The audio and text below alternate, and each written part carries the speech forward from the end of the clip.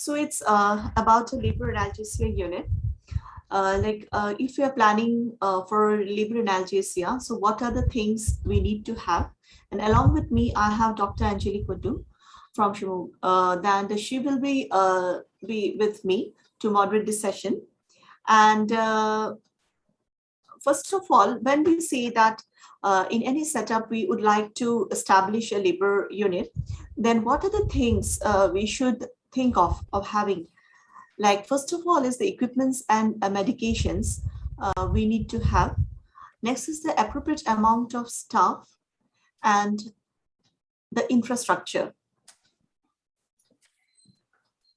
So the equipments and medications, the main thing is that the oxygen source should be present, the suction supply, the self-inflating bag and mask should be present, the airway equipments, because any kind of complication which might occur in a labor analgesia, you should be self-equipped for these things. The monitors, both the fetal and the maternal, should be there, along with the ECG, the NIPP, the pulse oximeter is a must for the maternal side. And for the fetal side, your CTG, for the baby monitoring, the CTG is also necessary. And the vasopressin medication should be also kept ready. The emergency tray or the crash trolley should be there, along with the defibrillator, because these are the things which we as an anesthesiologist give the regional anesthesia. In the regional anesthesia, whenever we give either of epidural, there is always a chances of a total spinal or some complication associated with a local anesthetic toxicity. So you should always be well versed. The chart should be there. Like if some kind of complication happens, if anaphylaxis happens, if some toxicity happens, so what are the things, what is the algorithmic approach you should have? That should be kept ready. Then equipments to perform the labor epidural analgesia should be there. You should be well versed with what are the equipments or what are the drugs which is present in your trolley. Then the amount of syringes, because in labor epidural analgesia, you don't get a formulated dose like you can immediately take out and give to the patient. You have to make that one according to your convenience, what adjuvant you're using, what dose, either the low ultra dose you are using or the low dose epidural you're using. So you have to make it under sterile condition. Then technologically advanced gauges like ultrasound, like Dr. Sandeep has said very nicely. Then the PCA pump should be there if you're in a setup where you can use it, and a computer integrated drug delivery pump are all needed. Again, the next comes to staff. The qualified anesthetic provider should be there. The nurses, the pediatrician, the obstetrician should be well versed that we are doing the labor analgesia in our patients. Then healthcare providers should be well versed with that. They should be able to give the psychological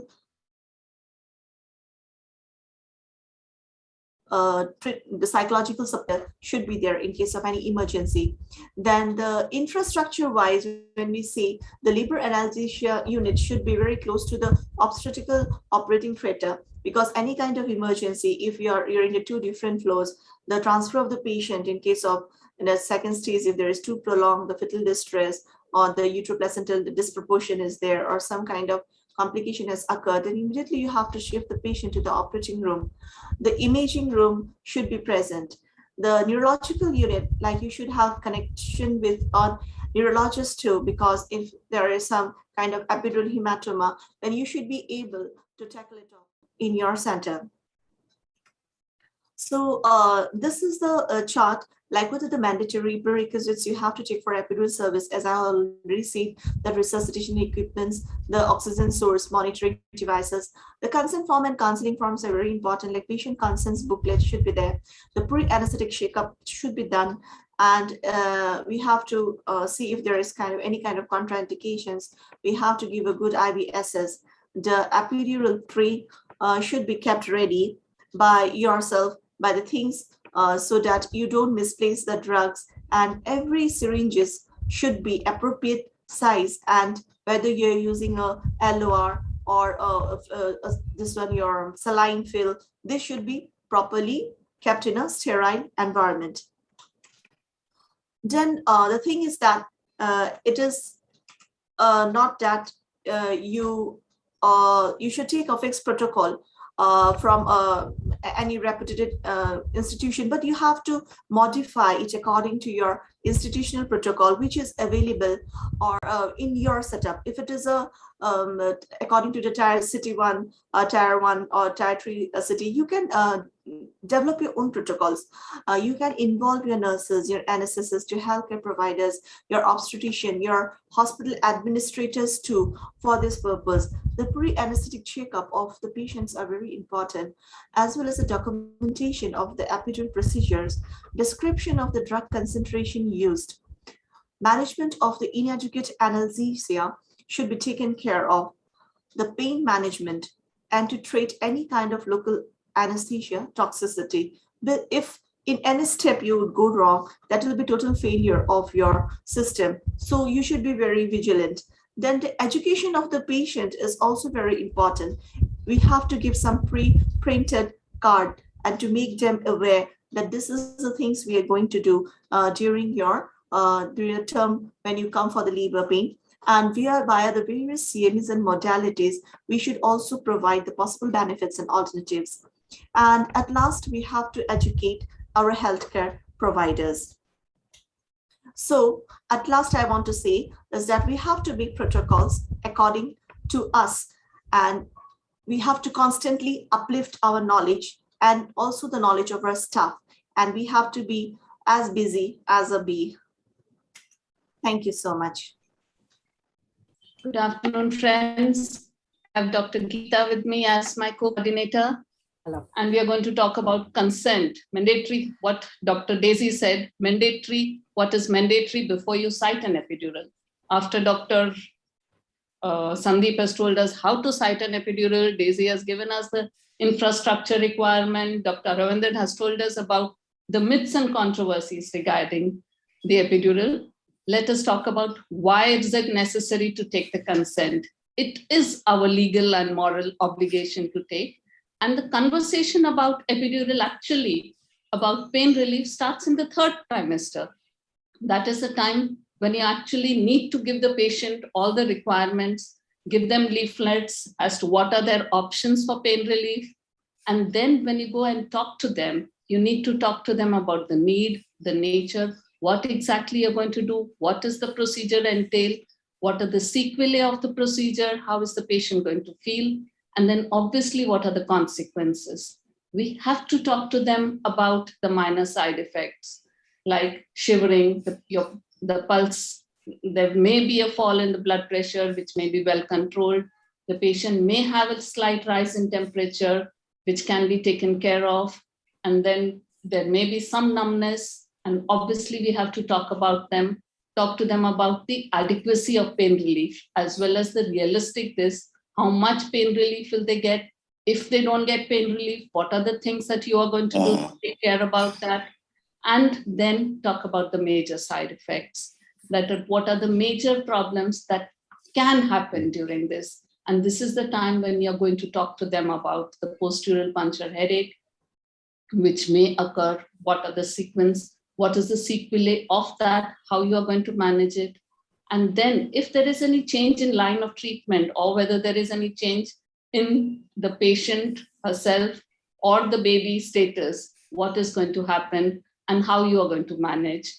The limitations of the infrastructure that you are working in. We did speak about the infrastructure limitations in various places, that in case you do land up with something that requires tertiary care, where are you going to shift the patient, if at all, and how you are going to manage that. You have to explain to the patient in their language. I think that is extremely important. And we have to give the patient adequate opportunity to understand and clarify their doubts. So though this may sound very long list, but we have to have a list which covers everything, because even though the patient is in pain, they do recall everything. And as the law says, that if it is not documented, it is not done. And I think it's absolutely important that we really address all their concerns during this time. Dr. Geeta, you want to add anything more to it? Ma'am, very lucidly put. And, in India, child birth is a family affair where we have the brother, apart from the husband and the no good people, no all people who come in, and each of them having their own opinion about the myths and controversies of labor analgesia. So who should actually give the consent? Whom should we take the informed consent from? I think the good legal requirement is that the only patient should give the consent. However, the witness, this is good idea to talk about all this in the presence of the family so that they can be witness to everything that you talk to them about. So whatever the questions can be addressed at that time. Right. And if by chance, sometimes the husband's not very sure that she should be getting the epidural, when you kind of inform about the complications a bit.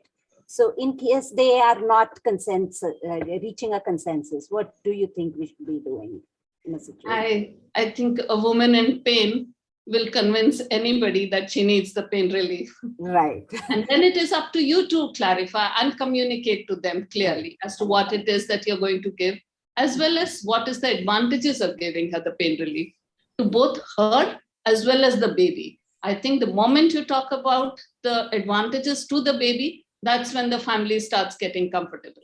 Yeah. And I think what else we do is, ma'am, when people are not reaching the consensus, the near family ones, we put our cards on the table. We kind of say, you decide, let us know what you want to do. We probably go nip outside and, give them some time to discuss. They may not want to talk everything in front of us. So that's another practice that we follow. I think that's an excellent idea.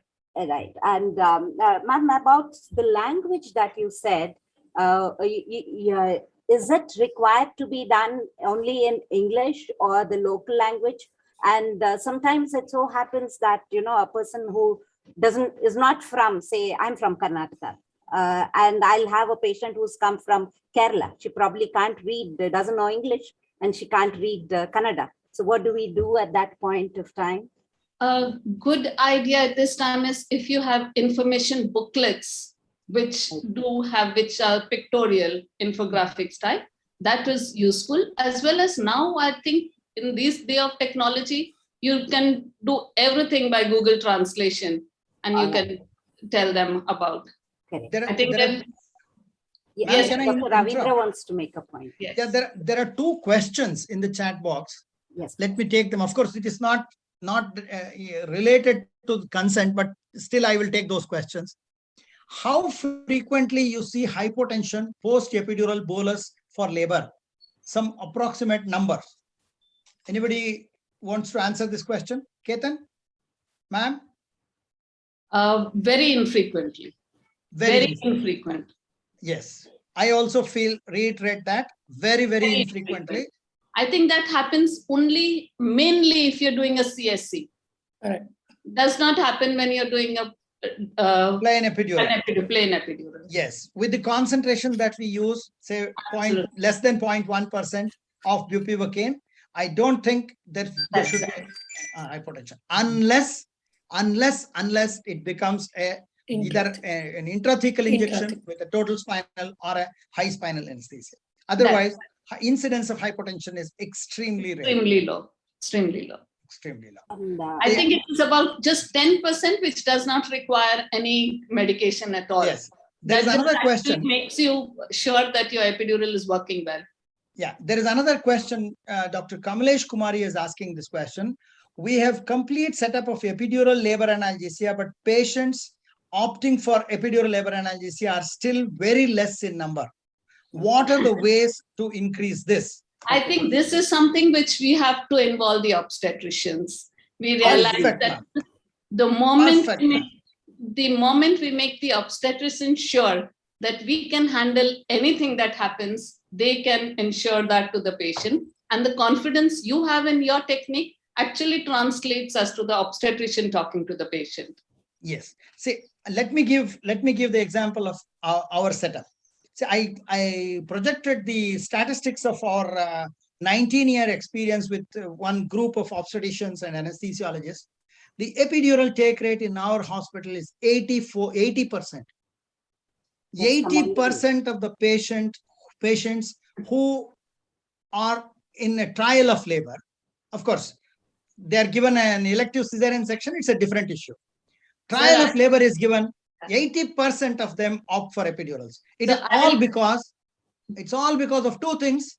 Number one, from first trimester onwards, the obstetricians keep talking to the patient about the comforts of epidural, pain relief. Absolutely. Number two, we take classes, antenatal classes, in which we tell the patients about the labor analgesia, and we try to train them.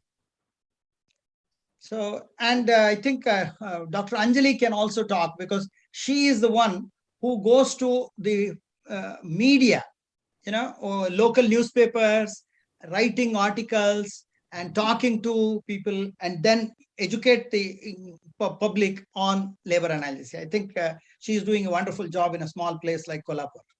Yes, after trying all that, what I had realized that, like all those obstetricians who have done deliveries with epidural, during their residency, Okay. or those who are trained abroad, basically those are the obstetricians who are ready to, accept epidural for their own patients.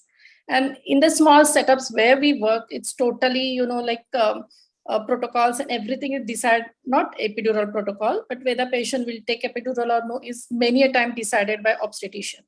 Okay. Even if in a setup where obstetrician is not well versed with, so sometimes what happens, like if patient is demanding, obstetrician may tell that, it's not necessary. So important thing, I feel we had tried educating people through radio talks. We had public forums. From our anesthesia association, we have, printed pamphlets. Those are kept in obstetric unit. But I think unless obstetrician support, it's not, people are not going to accept it. That's my conclusion. Absolutely. What we realize is the obstetrician, all these myths and controversies which Dr. Ravindran spoke about, these have to be spoken first with the obstetrician. Correct, ma'am. Very, very true. I agree. We had done one survey of obstetrician, wherein one obstetrician had written it will have harmful effect on a neonate. Absolutely. And I had, I had no way to go and talk to him and, clear his myths. So sometimes these are the situations. I agree with it. And now one. So actually in the first session only, I was going to say that Daisy has put minimum requirement, everything, and only one thing is missing, that is patient. So I was actually going to say that, but I thought maybe I'll divert into, creating labor analgesia awareness. And so I just, but that's the truth. Okay. And there's one important point for the delegates that I want to make about the informed consent is that the name, date, and time has to be mentioned. And it's not like, somebody else will consent and you go and sign the consent form later. The time and the date of what you do, person has to be the same date, same time. Absolutely. That is something, there's been a lot of discrepancies that we see when we go for NABH auditing in various hospitals. That's something right. which I want to reiterate. So now what we have done is for everything that has a doctor signature, the date and time is part of the whole thing. So it is signature, date, time, signature, date, time. So here, ma'am, here a question is there. Can the faculty share a sample consent form and presume that it would be different from a regular anesthesia consent form? I think we will do that. We will do that. We will send. We will put it for the.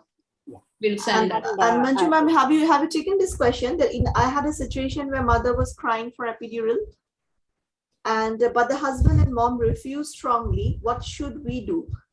What is our stand in case of complication occurs? Our stand for complication is similar to what would be a complication anytime. Having a consent form does not take it away from medical legal this. So we do stand to have medical legal complications and that responsibility. Whether if the mother is crying and the family refuses, I think we have to, in our situation, we have to coerce them into giving into them and convince them. As you spoke about communication, we have to go ahead and do that communication with the family also and give them some time and sort it out. Dr. Ravindra sir, that they had, I think this question goes to you, that do you explain the high incidence of instrumental delivery on giving an epidural? Do you explain the high incidence of instrumental delivery? We do, of course. It is there on our information booklets, and we put it in such a way that yes, instrumental delivery rate increases, but it is not very great. Can I differ over here? Yes, madam. In fact, what has happened is, since we have moved from bupivacaine to ropivacaine, our incidence of instrumental deliveries has gone down remarkably. Okay. As because of the motor blockage is less, ma'am? That's right. So we feel it is because of that, even though we were using low dose bupivacaine. But with low dose bupivacaine, we were realizing that the patient satisfaction rate was not as high, which we were achieving with ropivacaine, and instrumental delivery has definitely gone down. Okay. Let me try it again, madam. These are small. Let me try ropivacaine again. Ropivacaine. I was just going to say the same thing. Can I make a comment, sir? Yes. Sir. Yes, please. The need of instrumental delivery also depends on the obstetrician's patients. Yes, This is what is my absolutely. experience Absolutely. at my experience Patients. at my institute, and probably the last periods that they probably don't want, and in my institute most of the patients with normal delivery are vacuum assisted. So not the forceps but vacuum assisted, and in my institute it has now become a regular norm to have vacuum assisted delivery, whether it is epidural or not epidural, both cases. So if I have to say, in my experience, my data, if it comes out, it would be that the instrumented delivery, the incidence of instrumentation is not increased because of epidural. It is because of the obstetrician's patients. Totally agree with you, Ujjwal. I think it's a very much obstetrician dependent. Okay, and should we go to the next topic? sir? Yes, I think.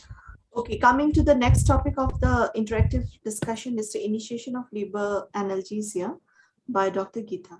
Okay, initiation of labor analgesia. So far, Dr. Ravindra has very eloquently spoken about the non-pharmacological options that's there. And there is no doubt that lumbar epidural is the gold standard that's available because it coincides with almost all the ideal labor analgesic properties that can be offered to the patient. However, there are other things in our armamentarium, that is the combined spinal epidural. There are a few advocates of that. Let's see if we could cover that as well. And sometimes we might use the single shot spinal. So when do we initiate the block? This, way back when I was training, we were thinking 4 to 5 centimeters, but now it is established beyond doubt that maternal request, barring there is no absolute contraindication for placing an epidural, is justification enough to place one. And of course, in certain cases, it could be indicated therapeutically in certain obstetric and fetal conditions. If the mother has got a cardiac condition or severe PIH without bleeding abnormalities, in her early insertion of epidural catheter is in fact shown reduced maternal and neonatal. And we've all established what all we need for it. And both the mother and fetal well-being has to be assessed before you check.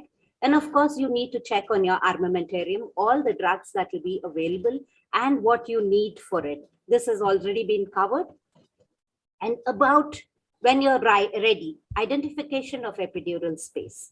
Of course, epidural space identification is done after giving local anesthetic.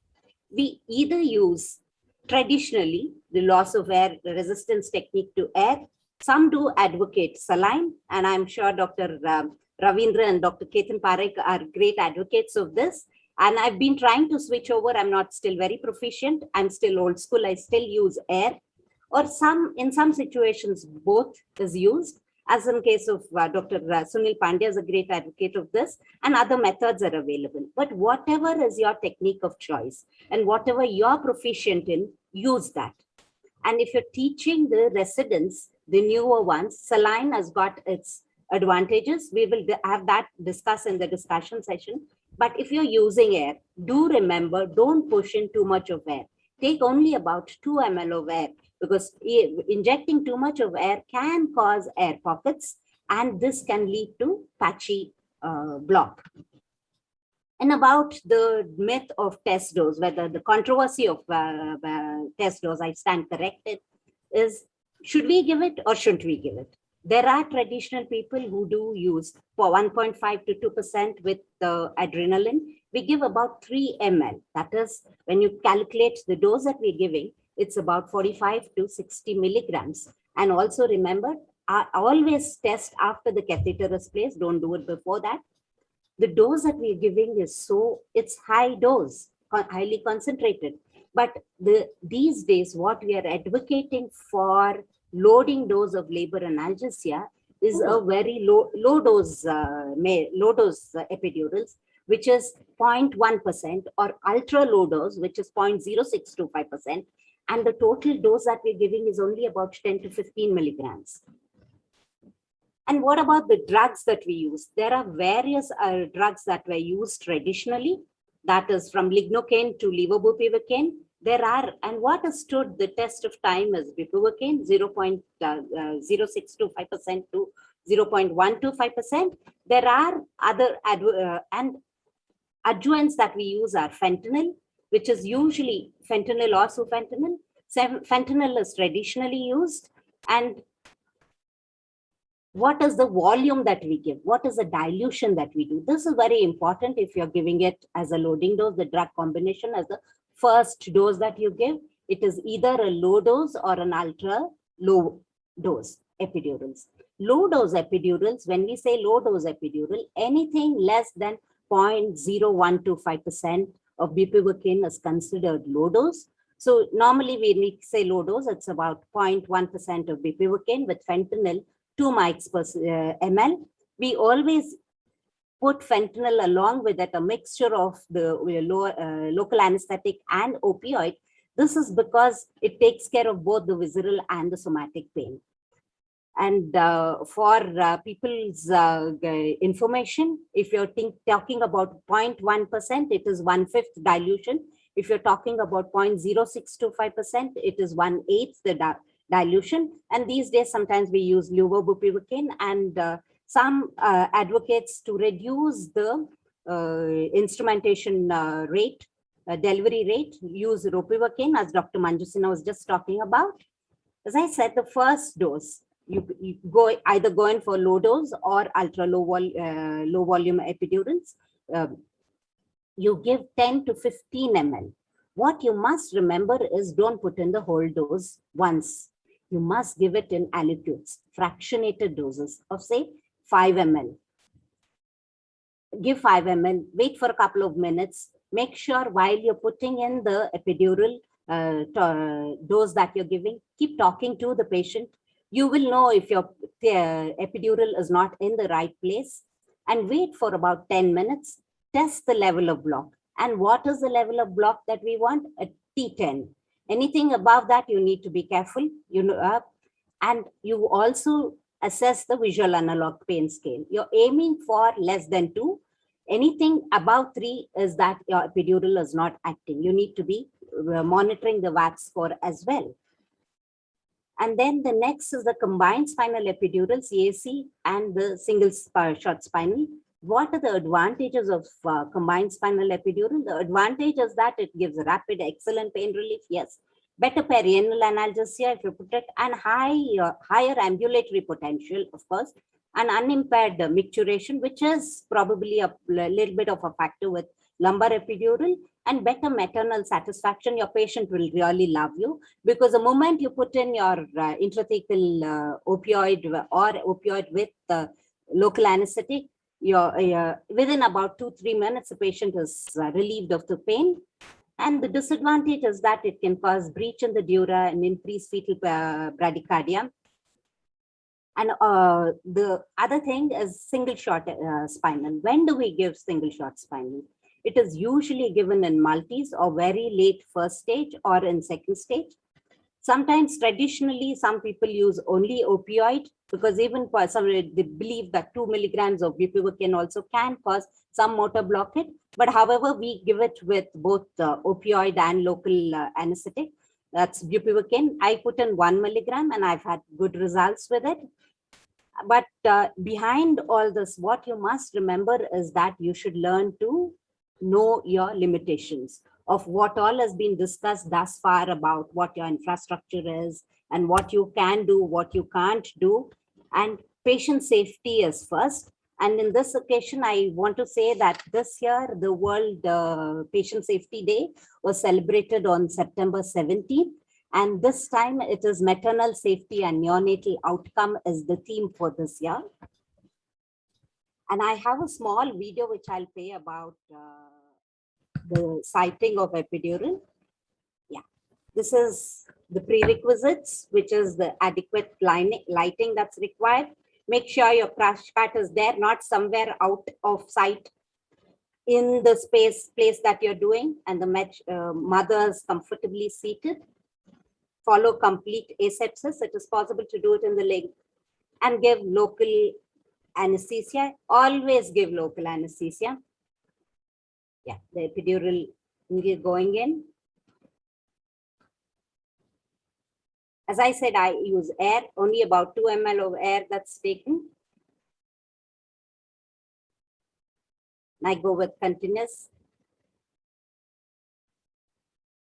Right, and Dr. Sunil follows the tactile LORT, which is tactile, and I'm still not very proficient in it. So yeah, this is where you should be stopping if you're following the tactile one, not push air in. And I always put in saline. This is to distend the epidural space. This moves the fat and the vessels out of the way before siting it. And I was a bit skeptical about doing this technique, but after following it, I had about 2-3 intravascular placement in a row. And that's when I started this. And I'm not that I haven't had at all, but it's less frequent. Yeah. Threading in your catheter.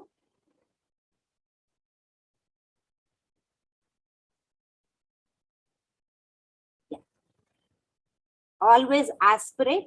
This is another method which I follow to rule out intravascular placement. After injecting saline or the loading part of your loading dose, I watch the menisci going down. If it is in the space, it will go down. And I also watch it coming back. You might think it could be CSF, but I've already checked prior. And so you'll have a happy mom and an unhappy baby and an unhappy ass. Okay, ma'am, you had asked that you had told in your presentation, an excellent presentation, and told that like your test dose you are not using. So what may be the reason? Sorry, I didn't catch the question. Can you be a little louder? Yeah, about the test dose, ma'am. So what do you say about your test dose? Do you use the test dose? I see in our center, I'm not saying test epidural when you place it traditionally, like say if you're putting it for a laparotomy, any other cause, I would say give a test dose, definitely yes. But our argument is only for the sake of labor epidurals where we are putting. We do not give test dose in our center because when you see with test dose, normally what do we give is 1.5 to 2% of lignocaine, about 3 ml of it. The total dose is 45 to 60 milligram. And these days we are advocating low dose epidurals. We are talking about 0.1%, ultra low dose, which is 0.0625%. The total dose would be around, say, about 9 milligrams to 10 milligrams, which is way below what we are giving in the test dose. So that's the reason we do not give test dose. And another thing is we keep giving in aliquots, fractionated dose. And when you're giving fractionated dose, make sure you're talking to your patient. She will complain of some lingering numbness that she feels. And if you're talking, you will pick up. She'll say, my mouth's feeling weird or something. You will know if you are either intrathecal or intravascular. Also, make sure you're giving fractionated doses, and every top up that you give also should be like a test dose. Okay. Can I make a comment here? Yes, sir. That what last sentence you said was the excellent sentence. And that's what we recommend. And that should be the take home message for everybody, that every dose that you give through your catheter is a test dose. So even not only the first dose when you start the epidural, but every subsequent top up that we give, they are also supposed to be test dose, because catheter migration is also a feasibility. So every dose is a test dose, and it should be always given in a small increments. So if you want to give your 15 ml, you don't give 15 ml full, you give 5 ml over a period of 5 to 10 minutes in 3 small increments, and make sure that you watch the patient. So that's a very, very, very important and very valid point that you've said. And that should be a take home message for everybody. Then what about a continuous infusion then? It will be better? Continuous infusion, we don't follow continuous. One second. Daisy, continuous infusion will come into the maintenance. So let's not. Maintenance. This Okay. is next session. And on the so time ma'am, here.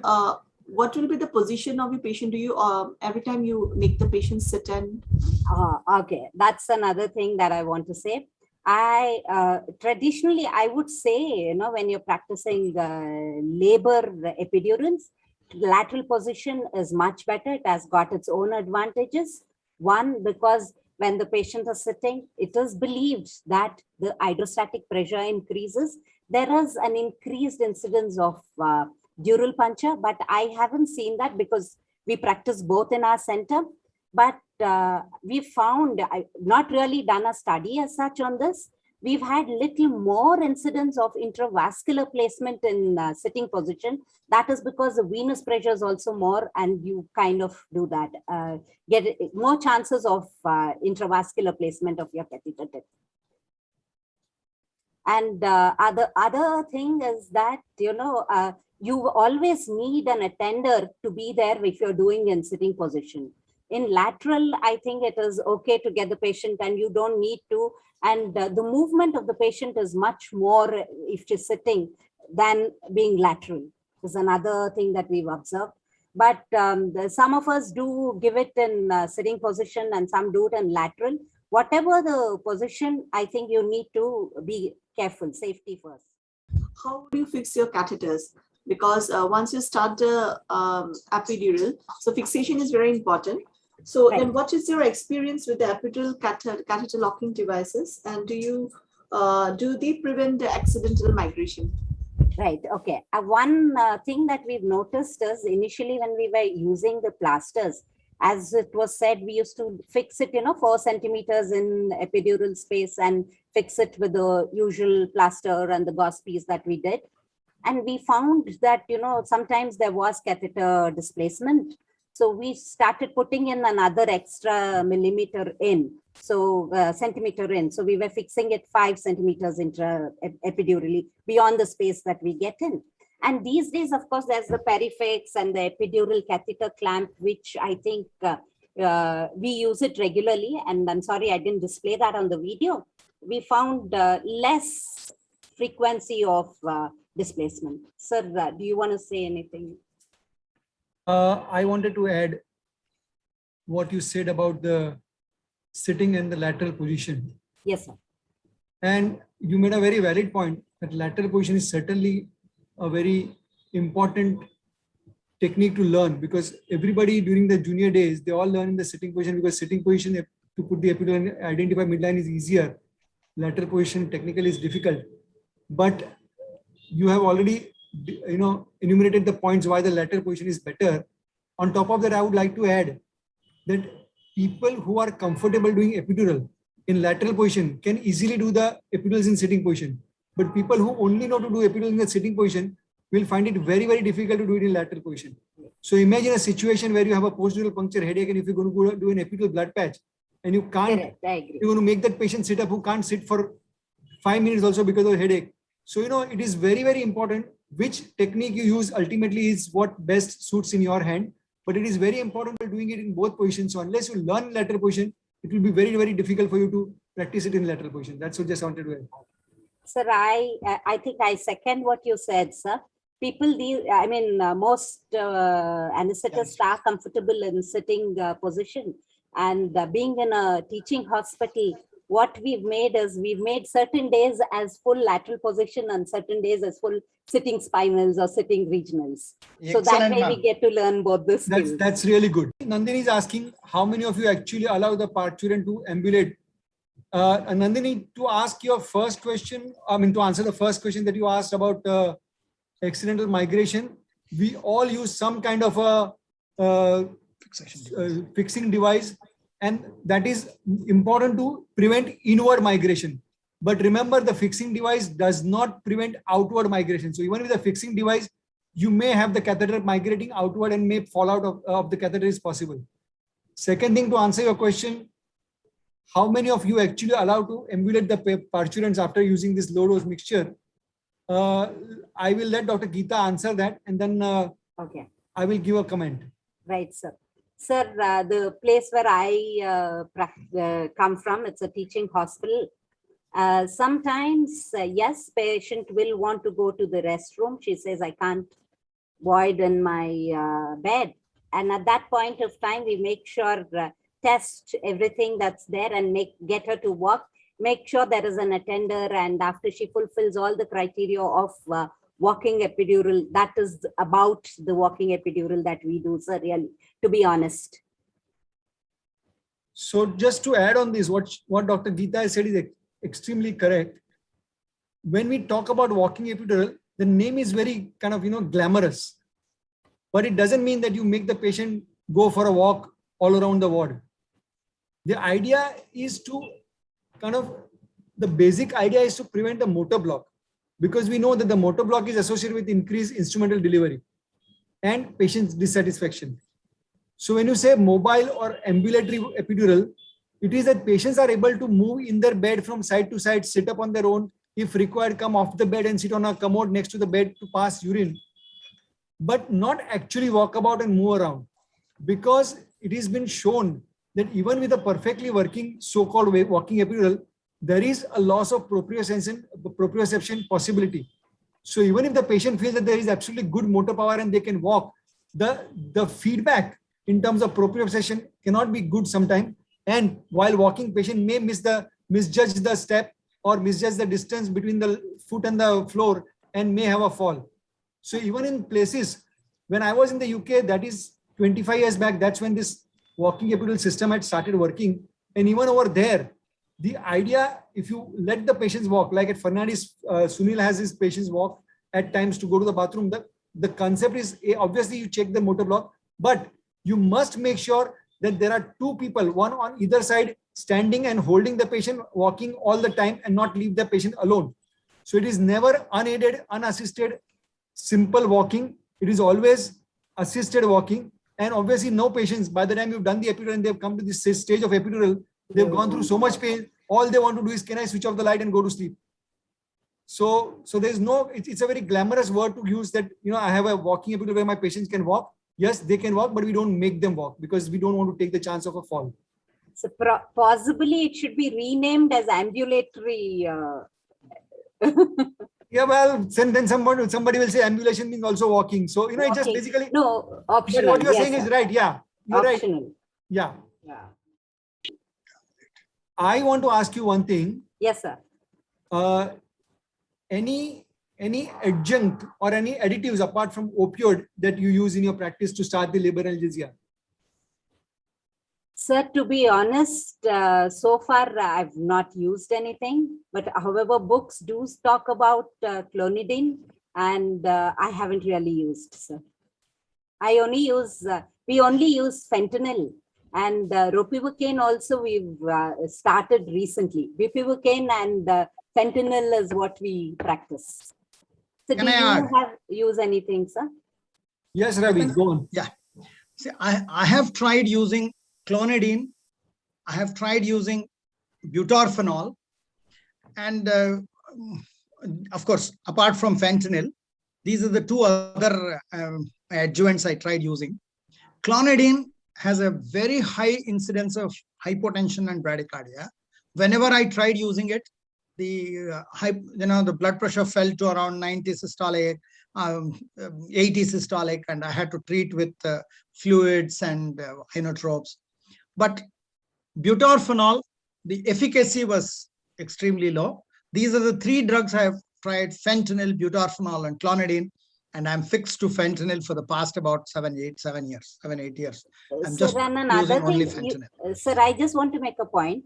Even though I've not used it in laboring patients, I've used clonidine for surgical anesthesia. I've had no issue with it, apart from maybe a little bit of bradycardia. And I've also got, in spite of putting it intrathecal, sometimes a patient is sleeping happily, snoring away.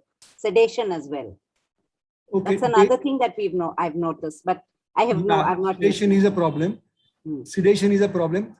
Apart from clonidine, they've used magnesium sulfate, they've used neostigmine, they have used Dexmed.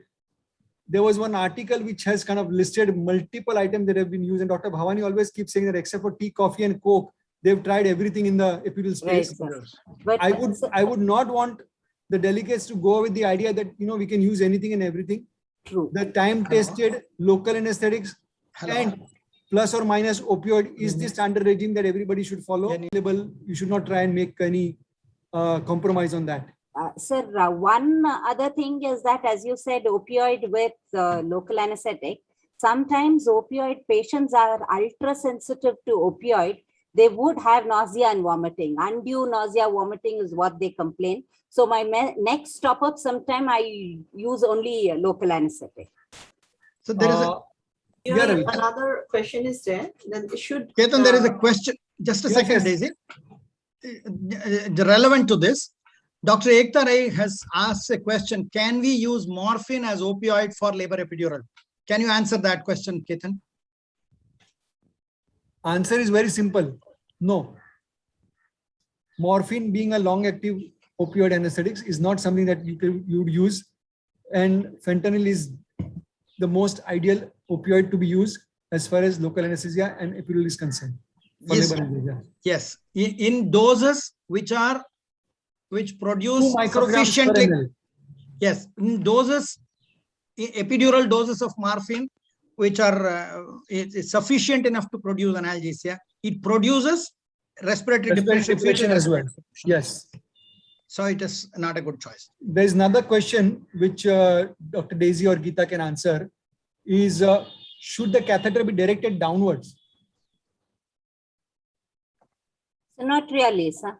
We don't know where the catheter is going, and my bevel is always facing up when I'm putting the epidural. So the question of it going, I can't control if it goes up or goes down. So one thing that I always do is I face the bevel upward, get the epidural space, and I do not turn the epidural needle once I've located the space. It is a bad practice to change the direction of the needle, because there is a chance that you could tether or in fact breach. There's very little space between the epidural space and the dura. So you could breach the dura there. Absolutely correct. But also, in order to direct downward, just to answer the question further, to direct the catheter downward, you will have to introduce the epidural needle with the bevel facing downward. As Dr. Geeta very correctly said, you don't rotate the needle. You will have to enter the epidural space with the bevel facing downward. And if you know the anatomically, the openings of the nerve roots are going downward. So when you're directing your catheter downward, there is higher chance of your catheter going out of the epidural space along with the nerve roots. So it's really definitely not recommended and not to be practiced. There is one question from another Dr. Geeta, which is, at what gestational age we should give epidural? I'm not sure whether this is the right question. Am I understanding the right as a gestational age? If this question is about if the premature labor comes, or if somebody is with IUFD at 20, 24, 25 weeks, will you give the epidural? The answer should be yes. Yes. At any stage when you are having a vaginal delivery or when you're trying Yes. for vaginal labor and delivery, epidural can be given as long as, I mean, in case of, especially in case of IUFD and all, as long as your platelet counts and your coagulation profile is normal, there is no contraindication of giving epidural.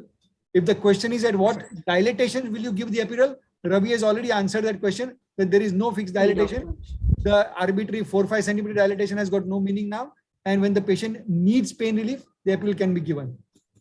I hope I have answered that question. Oh, yes, certainly, Ketan. Any more additives or anything that any, okay, one more question. Dr. Geeta Yes, sir. and Dr. Daisy, which antiseptic solutions do you use to prepare the back? In your video, I saw betadine being given, Yes, sir. but there is a lot of recommendation and push for use of chlorhexidine as it is supposed to be a better antiseptics for regional anesthesia. So what is your take on that, and what is Sir, your theoretically, I would agree. Chlorhexidine definitely has got a longer duration of action. In the dose that is recommended for aseptic skin antiseptic preparation of 0.5% to 2.5% that they use. Remember, chlorhexidine is always mixed with absolute alcohol, 70%. It acts for about 10 to 12 hours, and the duration, it also acts faster. But betadine, when we are using betadine, we use only betadine. 10% betadine is what should be used. Please, you make sure before you take your antiseptic solution as to whether it is 10%. The efficacy, the antimicrobial efficacy is same as chlorhexidine with that. Even though, but then it acts for a shorter duration, 20 to 30 minutes is what it acts for. And the other thing is that chlorhexidine, as there has been, I don't remember the case from Australia, where, accidentally 10 ml of it was injected, and the patient resulted in permanent paraplegia. So, and also there have been 1 or 2 incidences of paraplegia where chlorhexidine was used in UK. So keeping this, and at least I've been using betadine for the past 20 years. And I don't think I've had any incidents of paraplegia or any issues with it so far. Ravi, you want to add anything? See, basically, the color of the chlorhexidine is clear. Okay, or sometimes it is light pink. So it can be mistaken for the saline that probably you're taking it in the bowl, or the mixture of the local anesthetic. Maybe if it is mixed with little blood, the color is same, and you might get mistaken for your local anesthetic or saline. So that's one greatest disadvantage of chlorhexidine, which cannot happen with betadine because the color is so obvious that you can't miss anything for betadine. Chlorhexidine, if it is mistaken and injected, it's a neurotoxic. Chlorhexidine is the neurotoxic. But otherwise, it's good enough. We have all been 10% betadine, quite good enough. And the antimicrobial activity also is quite good. So we can always use. But if you try to use chlorhexidine, be very, very careful not to keep it on the tray. You take this the antiseptic, paint it, and the whole thing take off from the field, and then start your epidural. So that is a message I think I would like to give if you are using chlorhexidine. And sir, another practice that I do is that, I prep first the skin, and then I drop my drugs. That way I allow little time for the antiseptic to act for about 3 to 5 minutes. And that's one practice that we do. And I keep telling that to all my residents as well, to do the same practice, because that way you allow time for about 3 to 5 minutes for it to act. Right. Ketan, final remarks on that? No, so that's a perfect thing. If there are any residents sitting in the delegates zone, the question, if you get asked what is better, in today's day and age, chlorhexidine has been strongly recommended as a better antiseptic than betadine for neuroaxial anesthesia. However, chlorhexidine is not without any complication. As Dr. Geeta said, there are neurological toxicities and complications that have been reported with chlorhexidine. So you have to be careful. And Ravi has really very clearly said is to just, use it and take it out of the system. One point that you have to always remember, apart from, using either chlorhexidine or betadine, even betadine is technically neurotoxic. So both are neurotoxic. However, because the color, it is easier to identify betadine and it is difficult to inject accidentally. But if not allowed to dry it properly on the skin, Chemical neuritis. it can still cause chemical neuritis. So as Dr. Geeta said, very good practice.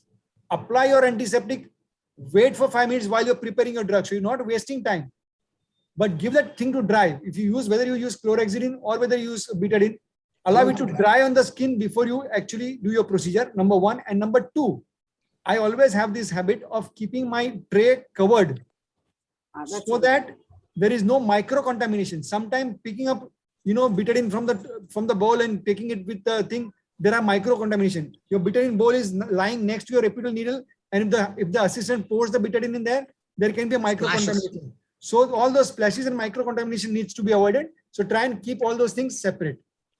Sir, and on this point, there's another thing that I want to make is that betadine, in spite of being antiseptic, can grow microbes. So use only fresh 100 ml bottles. Don't use what has been kept open for a month or something. When you go to your labor room, make sure they open a new bottle for you, at least. So this pro and cons will always remain among betadine Yes. and chlorhexidine, but So in our let's center we are on- using betadine only, 10%. Now, another question is that how will we proceed if there is accidental dura puncture while No. placing an epidural catheter? Daisy, we need have to- a talk on that, so we don't take it now. So we We'll take it later. Take it No, now, see, we'll take the it later the on. points have to be Okay. relevant. And Okay. and also there is a question which says, have you seen any Can we give- side effect with epidural fentanyl? Mhm. As we said, the side effect, usually what we see is just the itching. And if that is the case, next dose, we don't need fentanyl. By and large, it's a self-limiting thing. Within 15-20 minutes, it just subsides on its own and you don't need to do anything. If at all, it becomes out of control, naloxone can be used, but I have never in my 25 years of practice needed to use naloxone. So I don't think it is really a major issue. And one more question which was The there. dose should be, the calculation of the fentanyl dose should be very accurately done because it's very less amount, like 15 to 20 micrograms. So it's always better to take a 1 ml syringe, I feel like, for our insulin syringe for titration it. Because if you take a 5cc syringe, then again, giving up a fentanyl, and the complication rate is always related to the dose rate. Okay.